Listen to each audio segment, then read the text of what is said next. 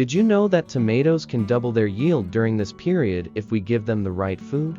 Most gardeners are now mistaken. They think that just watering and waiting is enough. But tomatoes require special feeding in the second half of the season. Welcome to the channel, a place where we create breathtaking gardens together. Click subscribe, like this video, and write in the comment. How many times have you fed tomatoes so far this year?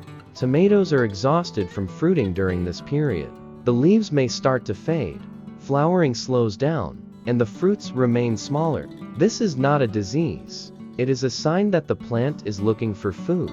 And here comes the trick that every experienced gardener uses. It is not about expensive chemical fertilizers.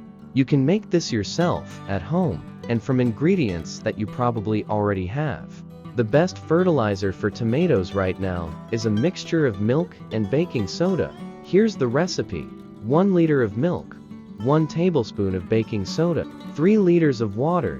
Mix everything and water the plants on the ground, and you can also spray the leaves.